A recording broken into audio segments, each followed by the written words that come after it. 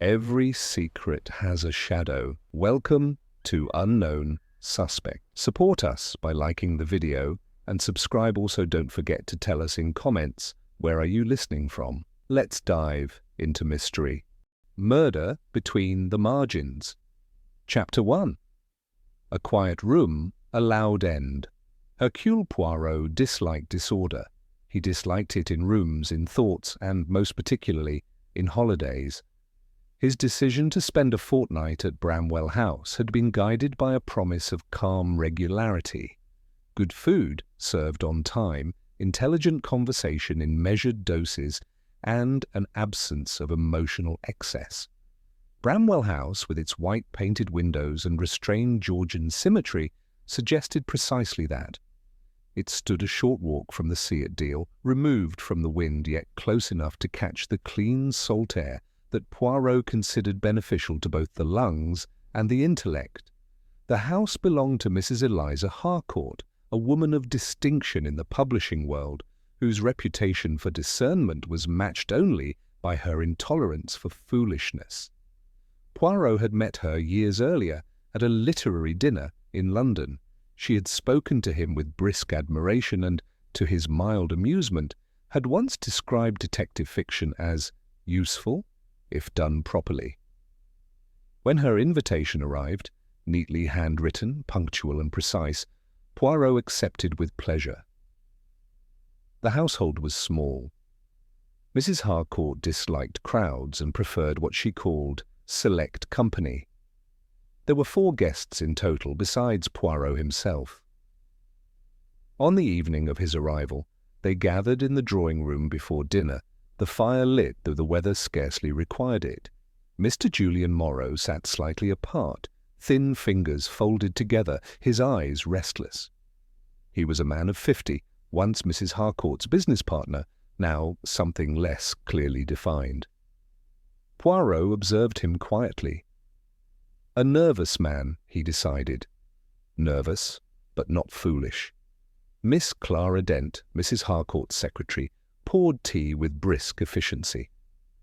She was a young woman, perhaps 30, plainly dressed, with an air of calm competence that suggested she took pride in being indispensable. Poirot approved of efficiency, though he had learned to be cautious of it. Captain Henry Blake, broad-shouldered and faintly uncomfortable in a drawing-room, stood near the mantelpiece. He spoke loudly, laughed too readily, and drank his whisky with the air of a man determined to enjoy himself whether he succeeded or not.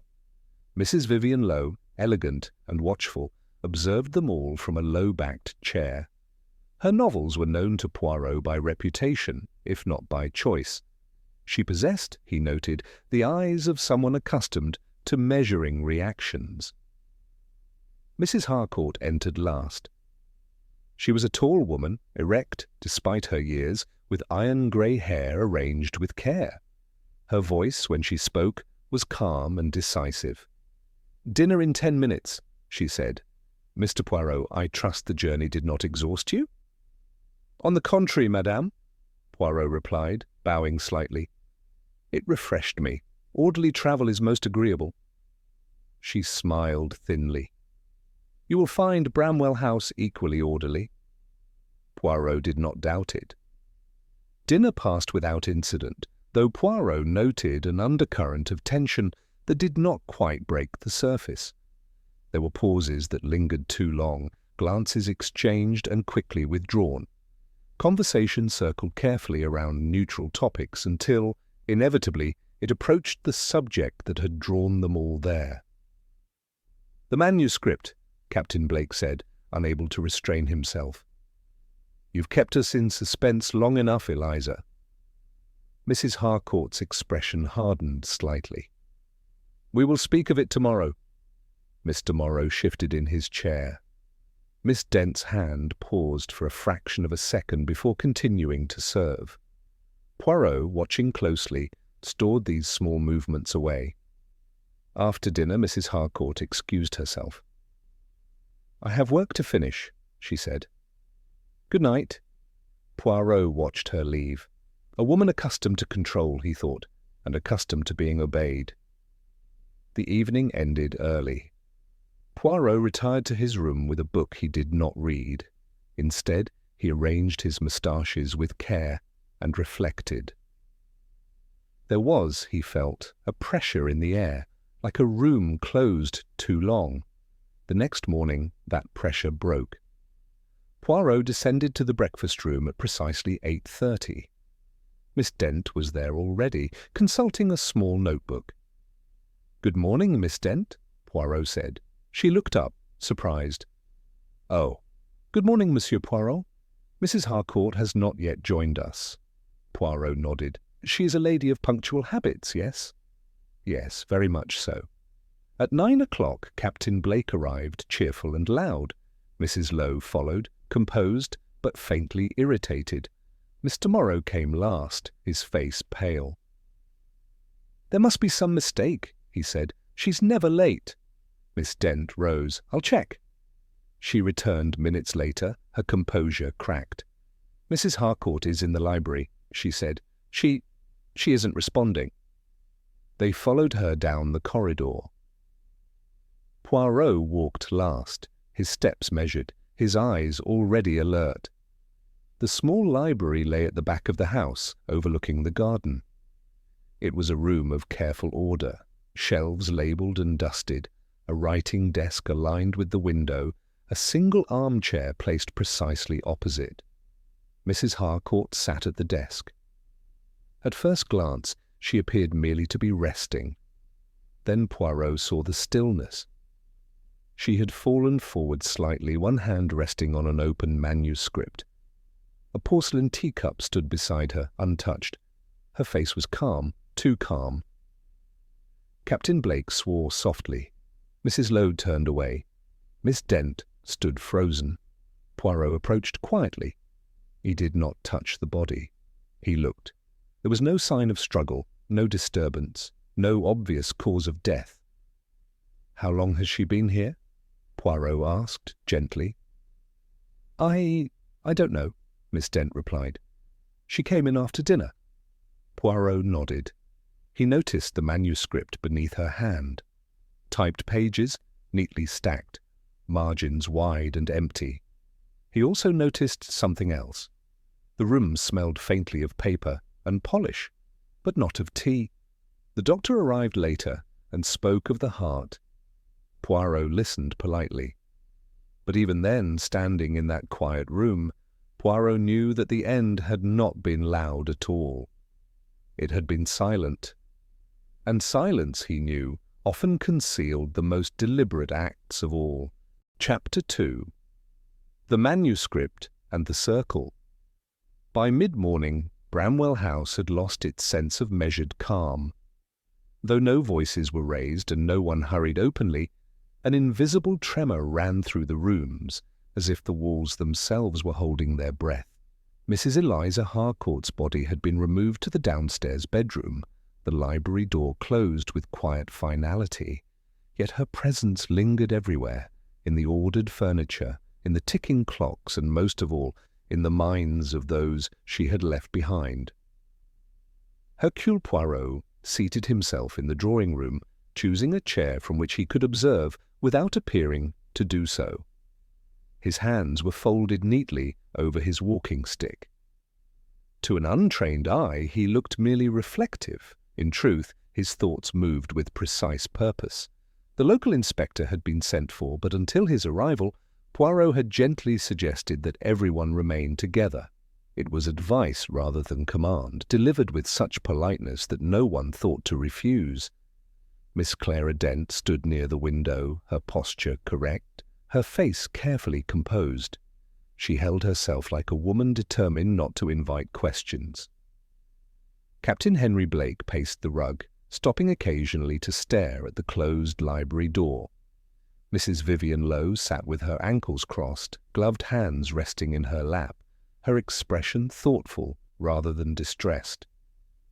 Mr. Julian Morrow occupied a chair by himself, staring at the floor as though it might offer absolution. Poirot began softly. "Madame Harcourt was a woman of habit," he said. "Habits create expectations. When they are broken, it is—" Instructive. Captain Blake snorted. You think someone killed her? The doctor said it was her heart. The doctor spoke of the body, Poirot replied mildly. I speak of the situation. No one argued. Poirot turned his gaze toward Mr. Morrow. You were once her partner, yes? Yes, Morrow said quickly. Years ago, we built the firm together. And now? Now she publishes my work, or she was meant to. His voice faltered. The memoir. The manuscript on her desk, Poirot said. Tell me, what did it contain? Morrow hesitated. The truth, or my truth at least. A dangerous thing, Poirot murmured. Mrs. Lowe smiled faintly. Truth is always dangerous when it arrives late. Poirot inclined his head toward her. You are a novelist, madame. You understand how words can wound. I understand how they can sell, Mrs. Lowe replied coolly. Mrs. Harcourt and I disagreed on that point. Captain Blake stopped pacing. Everyone disagreed with Eliza eventually. She liked being right. Indeed, Poirot said, yet she invited you all here. Why? Miss Dent answered smoothly. She wished to finalize matters. Contracts, permissions, revisions. Revisions, Poirot repeated, tasting the word. He rose and asked Miss Dent to bring the manuscript. She returned shortly with a tied bundle of pages. Poirot accepted it with care, as though it were fragile glass. He did not read the words. He examined the paper, the alignment, the faint impressions left by the typewriter keys. How many drafts were there? He asked. Several, Miss Dent replied. Mrs. Harcourt was exacting. Exacting people leave marks, Poirot said. Captain Blake laughed without humour. If she'd been less exacting, we might all be happier. Poirot looked at him. You had financial dealings with her? Blake stiffened. I owed her money. She was patient until she wasn't. And last night? We spoke. Briefly, she refused an extension. Did you argue? Yes, loudly, perhaps. Poirot nodded, making no comment. He turned next to Mrs. Lowe. Your disagreement was professional. Entirely, she said. She wanted changes to my next novel. I declined. She threatened to delay publication. A serious threat, Poirot observed. It was business, Mrs. Lowe replied. Not murder. Poirot smiled faintly. Often they wear the same clothes. At last he faced Miss Dent again. You worked closely with Mrs. Harcourt. For 5 years, she said. I organized her correspondence, prepared manuscripts, handled schedules. And last night? I left her at 9:30. She said she wished to read. Alone? Yes. Poirot lowered himself back into his chair. You all say the same thing, that Madame Harcourt was alive, working, calm. That's because she was, Miss Dent said sharply, then checked herself. Poirot's eyes flickered toward her. Calm people do not die suddenly without reason, he said gently. Silence followed. Later, when the others had dispersed to separate corners of the house, Poirot requested permission to examine the library again. Miss Dent accompanied him. The room appeared unchanged, yet Poirot saw what others might miss, the absence of disorder. The chair was aligned, the desk blotter lay square. The teacup had not been moved. Madame Harcourt was reading something important, Poirot said. Yes. Something troubling? Miss Dent hesitated. Possibly. Poirot lifted the top page of the manuscript. He noticed the typing again, the spacing, the firmness of the letters. Who typed these final pages? He asked. I did, Miss Dent replied, at Mrs. Harcourt's instruction. Poirot nodded. She trusted you. Yes.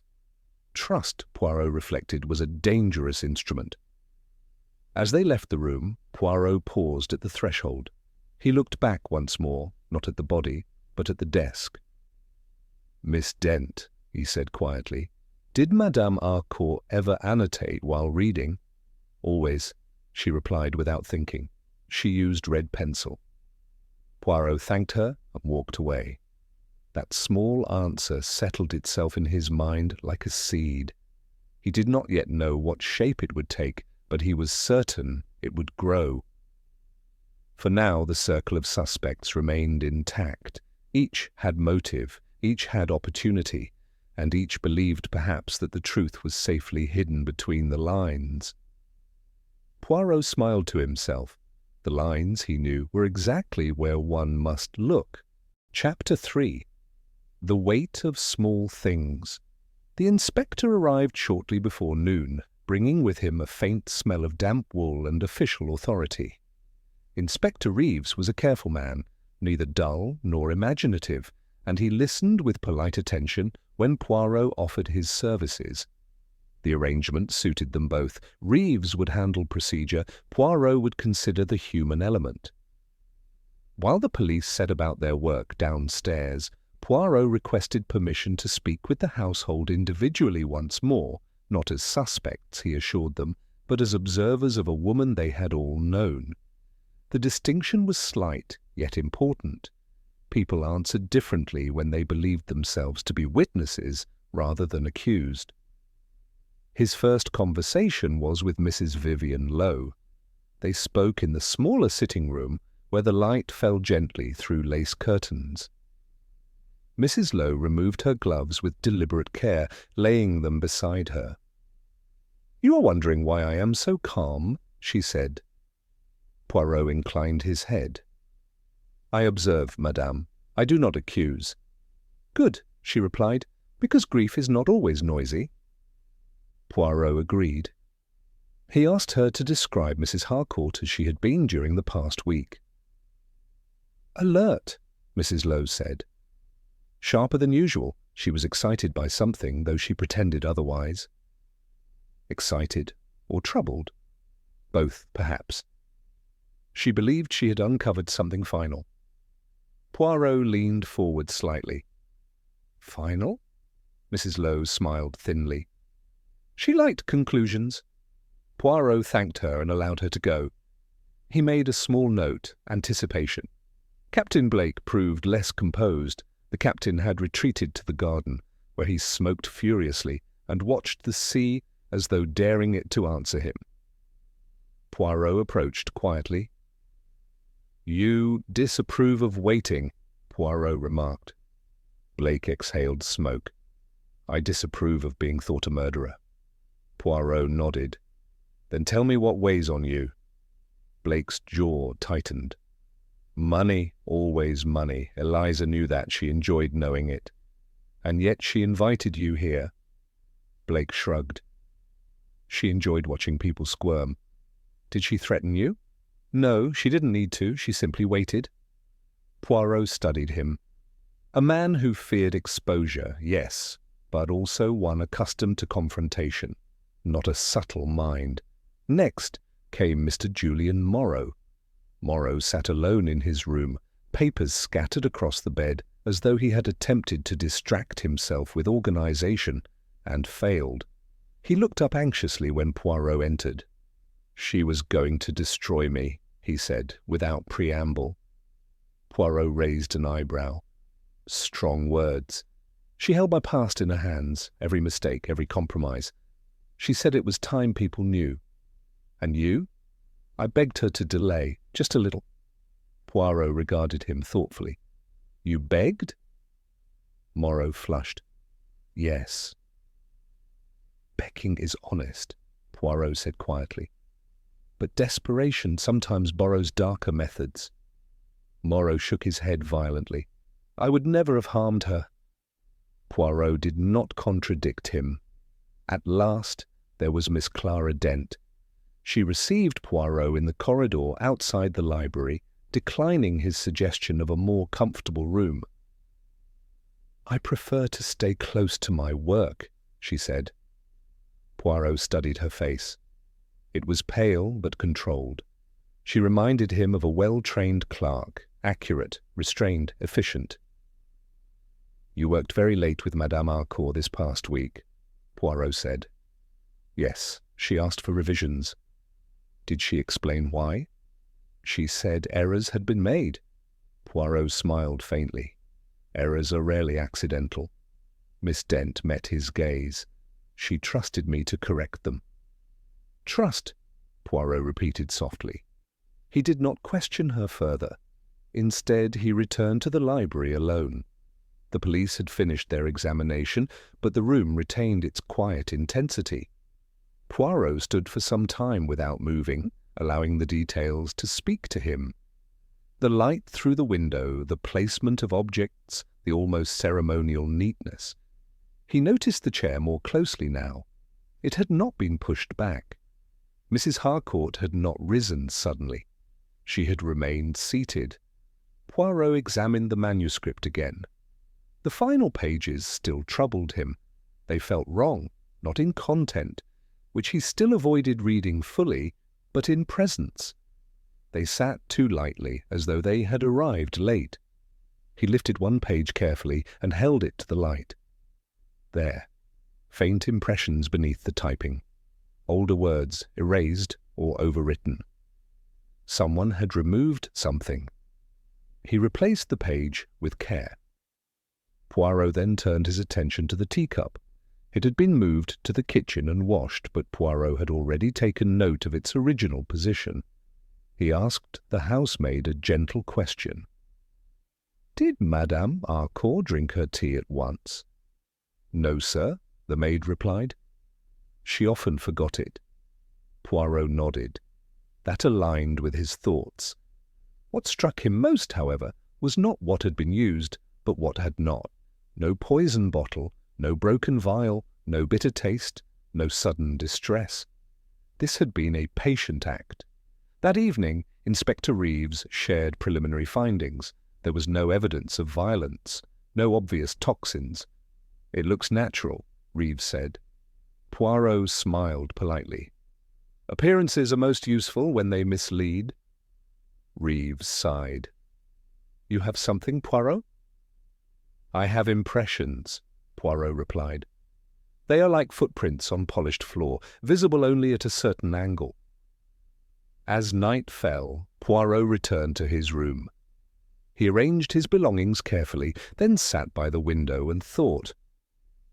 Each person at Bramwell House had something to lose. Each had spoken truthfully, yet incompletely. The answers lay not in contradiction, but in precision. One word too early, one habit ignored, one margin left blank.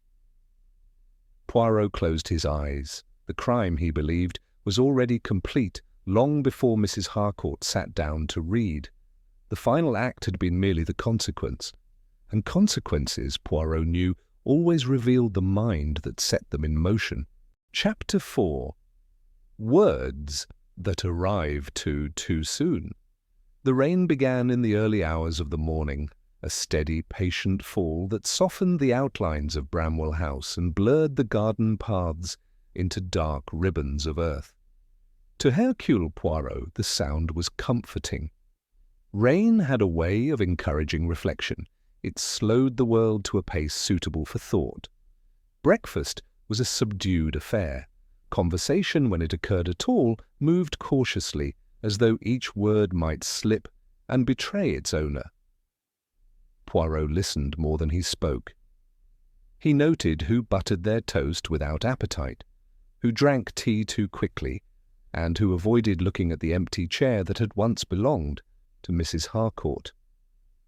After the meal, Inspector Reeves requested a private word with Poirot. "There's pressure from headquarters," Reeves said. "They want this settled quickly. No sign of violence, no poison we can identify. They'll call it natural unless something solid appears." Poirot folded his hands. "Then we must give them something solid, but not heavy-handed." Reeves frowned. "Meaning?" "Meaning," Poirot replied gently, "that the truth here is not dramatic. It is precise." With that, Poirot asked permission to conduct a small experiment, not with chemicals or tools, but with conversation. Reeves agreed, though without enthusiasm. Poirot began by inviting the guests, one by one, to speak not of the night of Mrs. Harcourt's death, but of the morning before it. It was an unusual request, and that was precisely its value. Captain Blake went first. "Nothing remarkable," he said, walked along the sea, spoke to Eliza briefly before luncheon. "About money?" Poirot asked. "Yes." "Did she seem angry?" "No, calm, almost satisfied." Poirot made a note. Mrs. Lowe's account followed. "She was unusually pleasant," Mrs. Lowe said. "She told me she had resolved a difficulty." "A professional one?" "I assumed so." Poirot smiled faintly. "Assumptions are the enemy of clarity." Then came Mr. Morrow. "She avoided me," he said bitterly, which was unlike her. Normally she enjoyed confrontation. "Did she say why?" "No." Poirot thanked him. At last Miss Dent sat opposite Poirot, her hands folded neatly in her lap. "The morning was busy," she said. Mrs. Harcourt dictated several letters. She was decisive, relieved even. Poirot's eyes sharpened. "Relieved?" Miss Dent hesitated. "She said she had put something right." Poirot leaned back. This pleased him. Relief implied resolution. Resolution implied discovery. Later that afternoon, Poirot returned once more to the manuscript. This time he read it carefully, but selectively. He focused not on revelations, but on structure, the rhythm of sentences, the certainty of conclusions. Something jarred. The early chapters were hesitant, reflective. The final section was confident, too confident. It did not sound like a man under threat.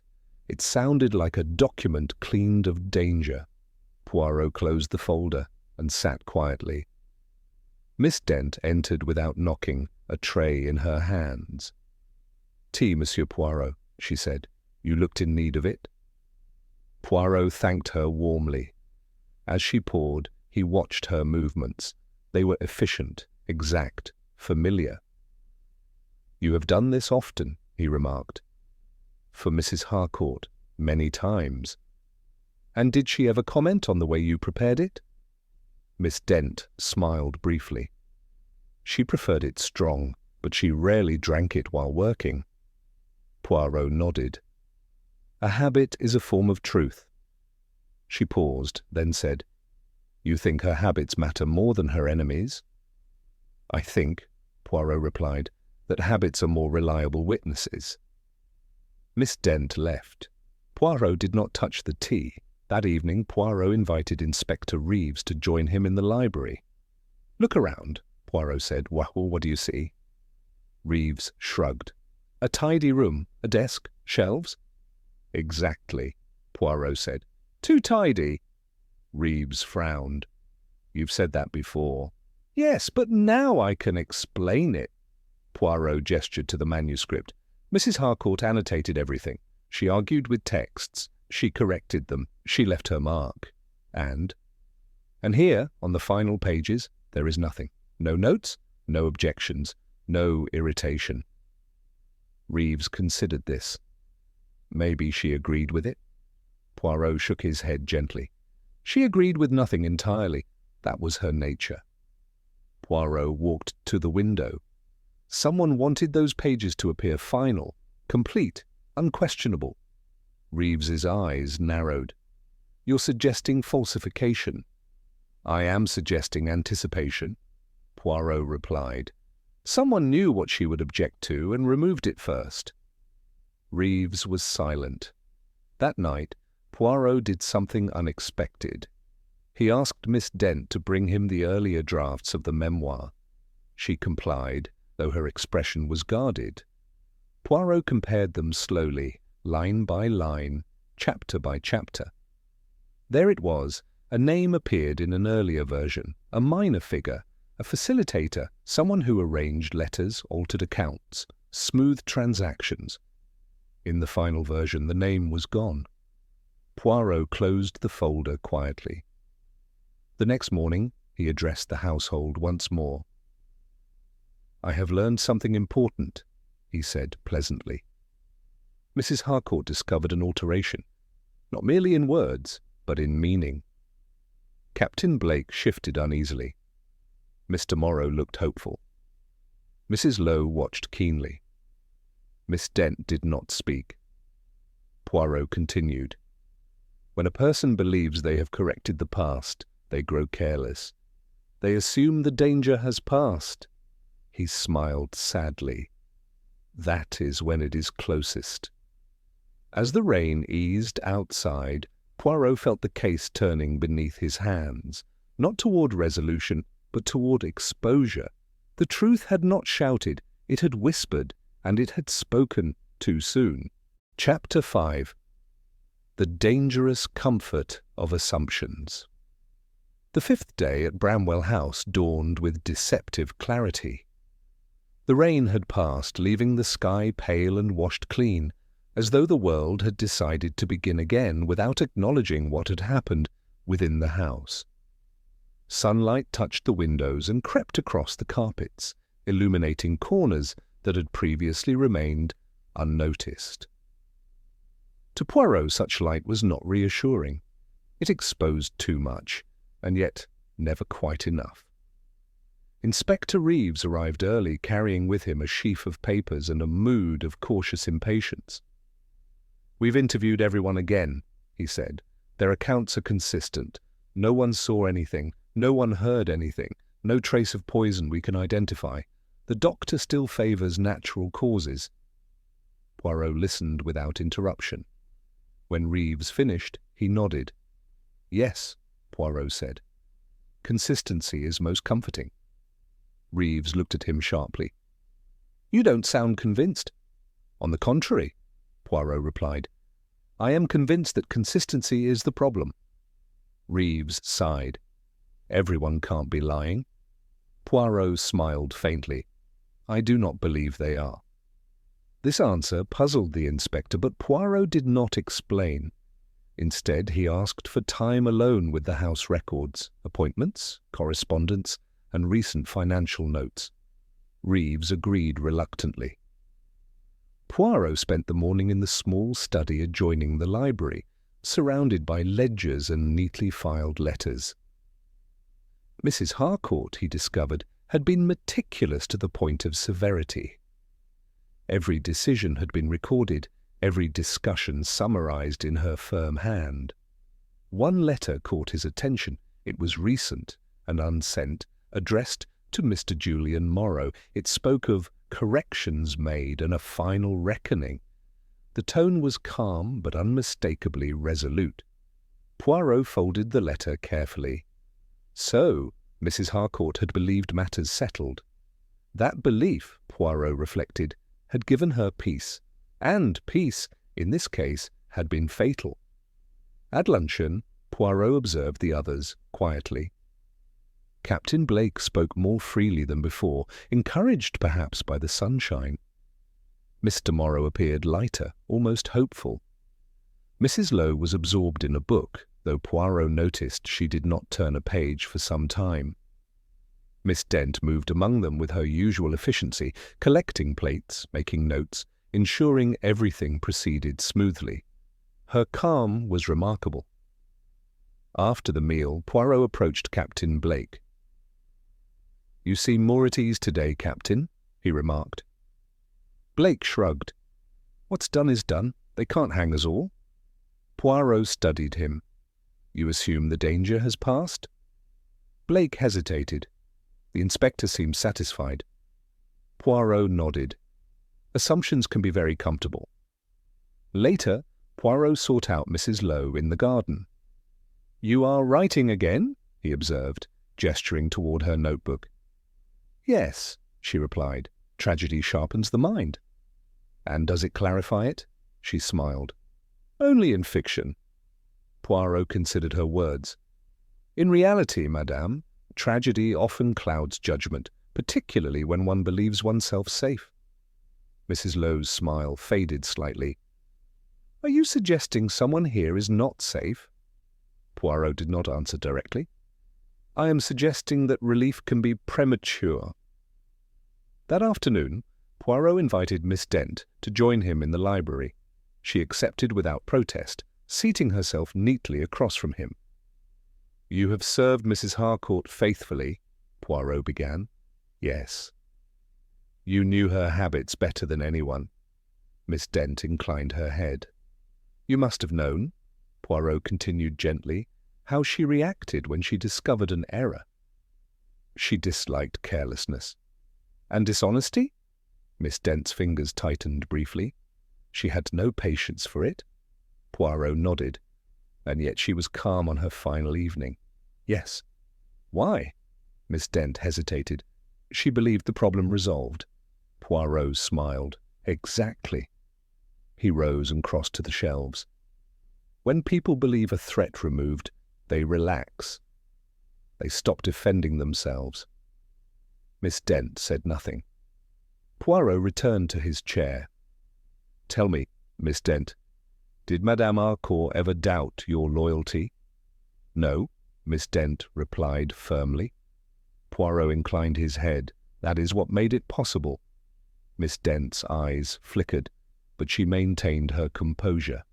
That evening, Inspector Reeves informed the household that unless new evidence emerged, the death would likely be ruled natural. The announcement was met with visible relief. Captain Blake poured himself a generous drink. Mr. Morrow exhaled deeply. Mrs. Lowe closed her book with satisfaction. Miss Dent smiled for the first time since the death. Poirot watched them all. Relief, he reflected, was the most dangerous emotion of all. It encouraged looseness. It dulled caution. It invited mistakes. Later that night, Poirot returned to the manuscript once more. He did not read it. Instead, he examined the binding, the paper edges, the alignment of pages. One page sat ever so slightly misaligned. He removed it carefully. On its reverse side, faint but unmistakable, was the ghost of a typed paragraph, one that had been removed, not replaced.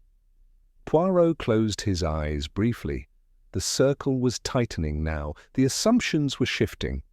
Someone believed the matter finished. Someone believed they had succeeded. They were wrong. For Poirot, the case had moved beyond how Mrs. Harcourt died. The true question was when the decision had been made, and by whom. And that answer, he knew, lay not in action, but in preparation. The most dangerous crimes, Poirot reflected as he extinguished the light, were those committed long before the victim ever realized they were in danger. Chapter 6. Poirot notices the silence. The following morning arrived without ceremony. No dramatic announcement, no sudden discovery, only a quiet that felt heavier than before. Bramwell House had settled into an uneasy stillness, the kind that suggested an ending approaching but not yet declared. For Hercule Poirot, this silence was not empty. It was crowded with meaning. He rose early and took a short walk along the gravel path at the back of the house. The sea lay calm beyond the garden wall, indifferent to human concern. Poirot welcomed its composure. Order in nature often clarified disorder in men. When he returned inside, he noticed something small yet telling. The breakfast table had been laid for one fewer person as expected, but Miss Dent had arranged it exactly as Mrs. Harcourt once preferred. The teapot was angled precisely, the sugar bowl placed just so. Habit, Poirot reflected, does not die quickly. Inspector Reeves arrived later with fresh reports. "Still nothing conclusive," he said. "No traceable poison, no tampering that forensics can prove." Poirot listened patiently. "Then we must examine not what was added, but what was removed." Reeves frowned. "You keep saying that." "Yes," Poirot replied calmly, "because it is true." That afternoon, Poirot requested something unusual. He asked that everyone write a brief account of their movements on the day before Mrs. Harcourt's death, no more than a paragraph, in their own words. Reeves raised an eyebrow but agreed. The results were instructive. Captain Blake's account was blunt and practical. Mrs. Lowe's was polished, almost literary. Mr. Morrow's was rambling, emotional, filled with unnecessary explanation. Miss Dent's account was immaculate, too immaculate. Poirot read it twice. The sentences were balanced, the details sufficient but restrained. There was no hesitation, no uncertainty. "It reads like a prepared statement," Poirot murmured. He compared it with earlier letters Miss Dent had written on Mrs. Harcourt's behalf. The phrasing was similar, the rhythm identical. Miss Dent had learned well. That evening, Poirot invited Inspector Reeves to accompany him to the small study where the earlier drafts of the memoir were kept. "Listen carefully," Poirot said, "not to what is written, but to what is absent." He laid out 2 versions of the same chapter. In the earlier draft, a paragraph described financial arrangements facilitated quietly, efficiently, by a trusted intermediary. In the later version, the paragraph was gone. "No name," Reeves said, "just vague references." "Exactly," Poirot replied. "Vagueness is not an accident, it is a choice." Reeves scratched his chin. "Still doesn't prove murder?" Poirot smiled gently. "It proves motive and method." Reeves looked skeptical. Poirot did not press him further.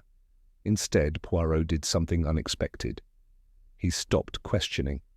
For the rest of the day he observed in silence. He watched Captain Blake grow careless, speaking too freely now that he believed himself safe. He saw Mrs. Lowe sharpen her interest, sensing a story yet unfinished. He noticed Mr. Morrow hovering near Poirot with barely concealed hope. And he watched Miss Dent. She continued her duties flawlessly. She anticipated needs before they were spoken. She corrected small errors instinctively. She maintained order. Too much order. That evening, Poirot entered the library alone and sat in Mrs. Harcourt's chair.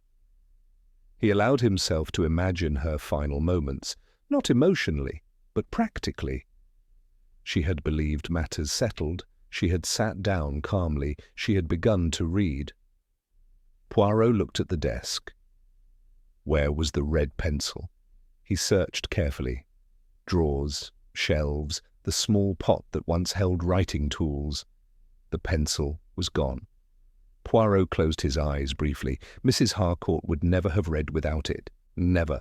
Someone had removed it. Why? Because if the pencil had been there, she would have marked the page. She would have reacted. She might have noticed something sooner. Without it, she read passively.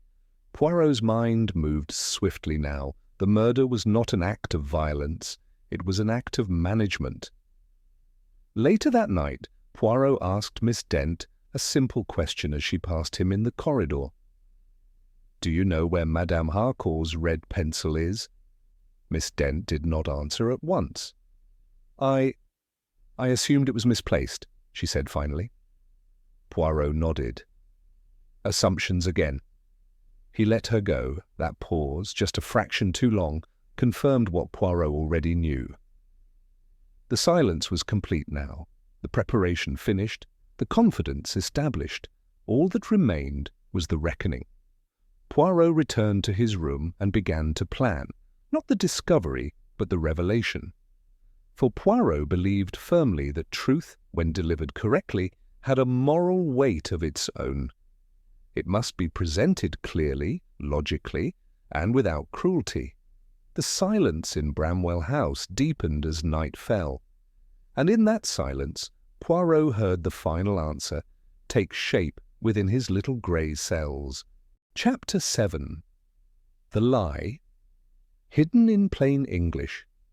Morning at Bramwell House arrived with a brittle clarity that felt almost theatrical, as though the house itself sensed an approaching conclusion. The sea beyond the garden wall glittered sharply, and the air carried a faint chill that had nothing to do with the weather. Hercule Poirot, impeccably dressed and serenely composed, felt no hurry. When the truth is ready, he believed, it does not need to be chased. Inspector Reeves joined Poirot in the drawing-room shortly after 9. His manner was practical, but there was now an unmistakable edge of expectation in his voice. "You're certain, then?" Reeves asked. Poirot smiled gently. "Certain enough to arrange the chairs." Reeves raised an eyebrow but said nothing more.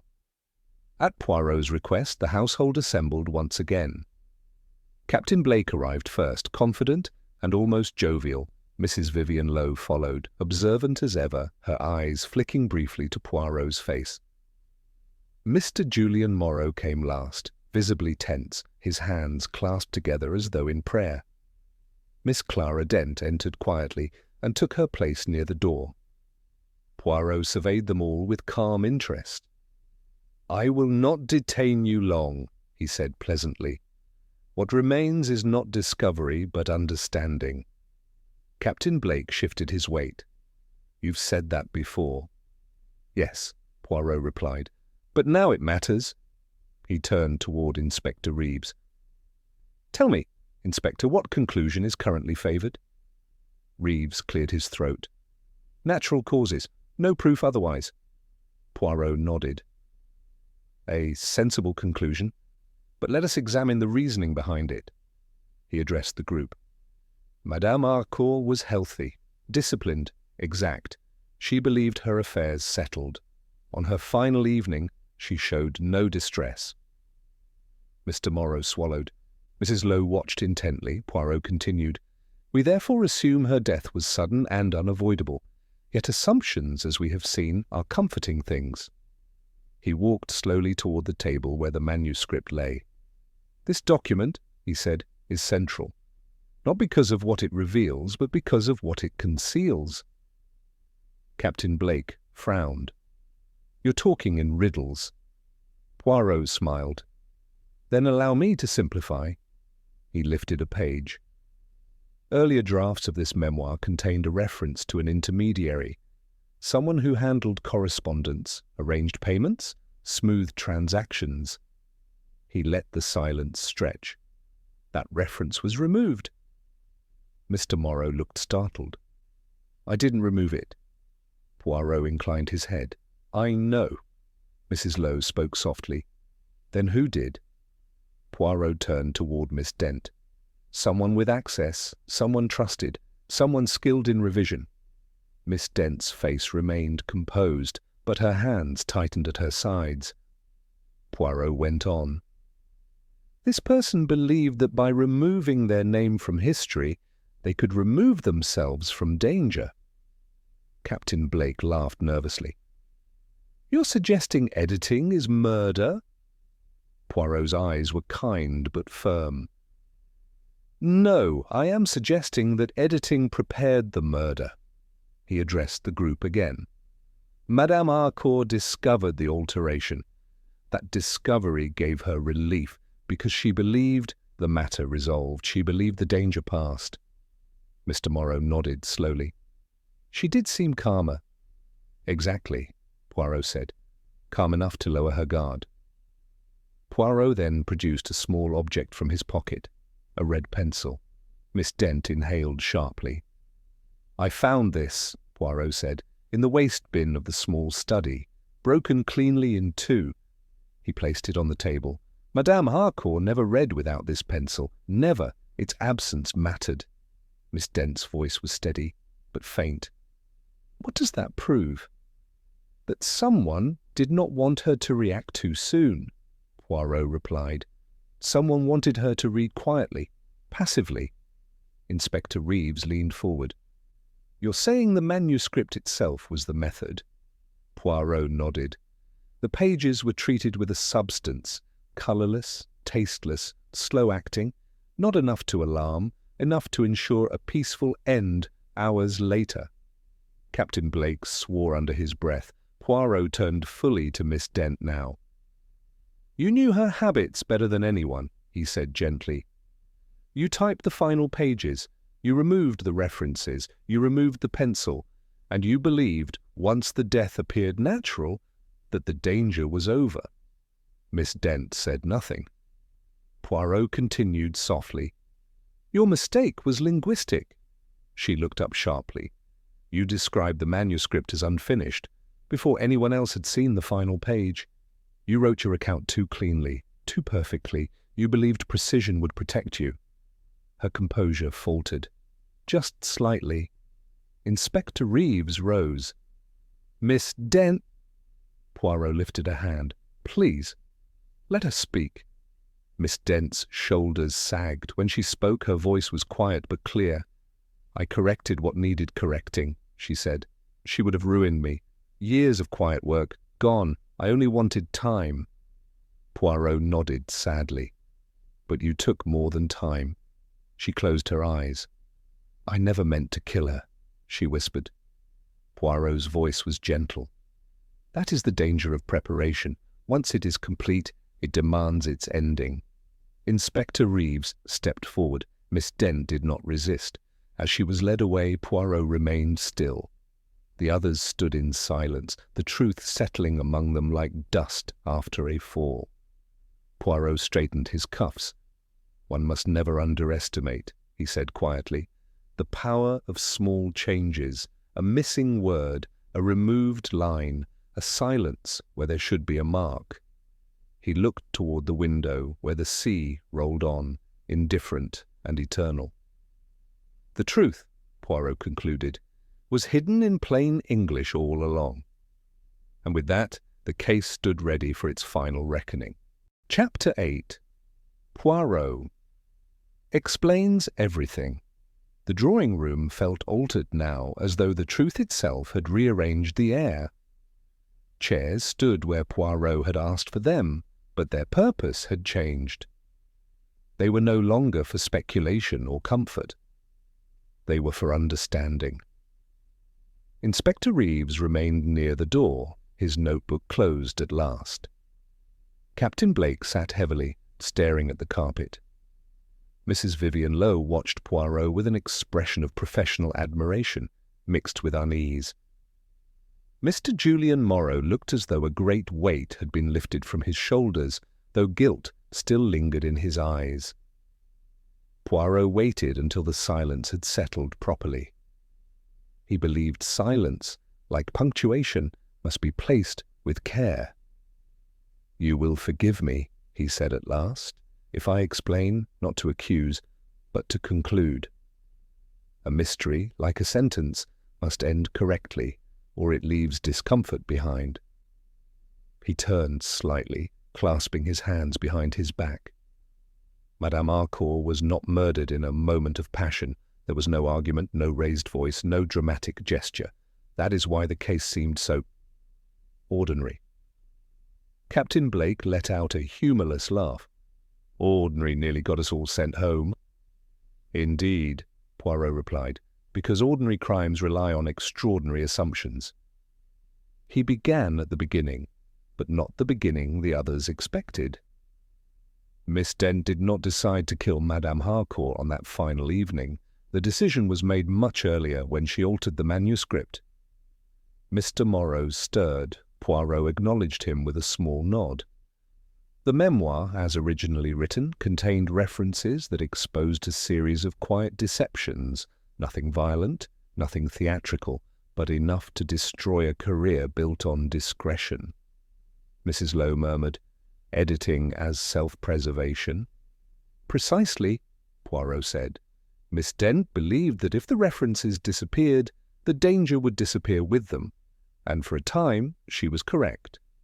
He paced slowly, carefully. "But Madame Harcourt noticed. She always noticed. She compared drafts. She sensed the absence of something she could not immediately name. That morning she confirmed it." Poirot turned toward the desk where the manuscript lay. "She believed the matter resolved because she believed she had discovered the truth. She intended to confront Miss Dent the next day." Mrs. Lowe drew in a breath. "But she never did." "No," Poirot said softly, "because Miss Dent had anticipated the confrontation." Poirot explained then, calmly and methodically, how the final pages had been prepared, how the substance, common enough to escape suspicion, subtle enough to leave no immediate trace, had been applied to the paper, not the tea, how it required no dramatic timing, only patience. The brilliance of the method, Poirot continued, lay in its restraint. Madame Harcourt read, she absorbed, she felt no alarm. Hours later, her heart failed quietly, as though obeying nature. Inspector Reeves nodded grimly. And the missing pencil?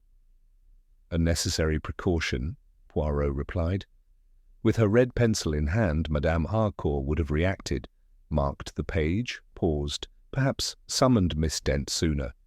Without it, she read passively. Captain Blake shook his head slowly. All that planned? Yes, Poirot said. But planning is not intelligence. It is merely preparation. Mr. Morrow spoke at last. Why didn't she destroy the manuscript completely? Poirot regarded him thoughtfully. Because she believed she had already won. The references to herself were gone. The memoir was safe.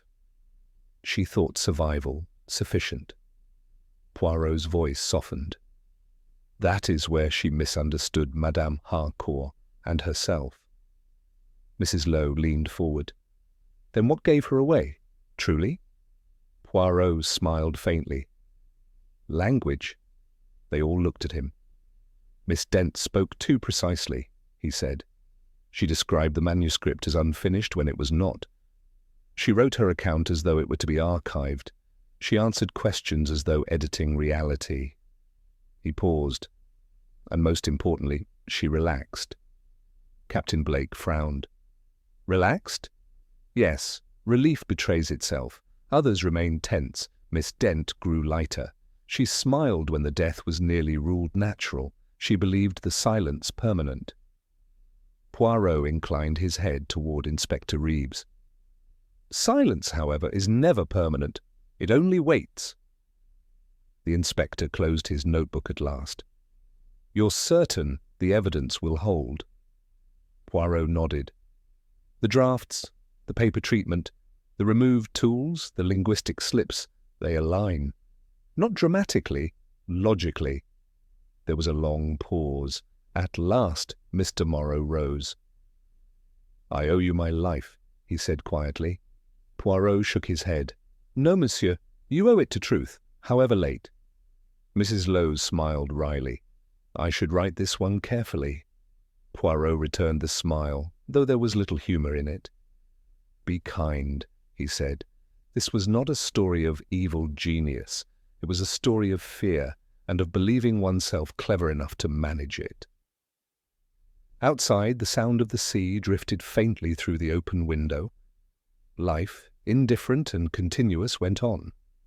Poirot adjusted his cuffs and straightened his moustaches with his customary care. The case, he said gently, is complete. Inspector Reeves extended his hand. As neat a resolution as I've seen? Poirot accepted the handshake. Neatness, Inspector, is a moral quality. As the others dispersed, some relieved, some shaken, Poirot remained a moment longer in the drawing-room. He looked once more at the manuscript. Words, he reflected, could save or destroy.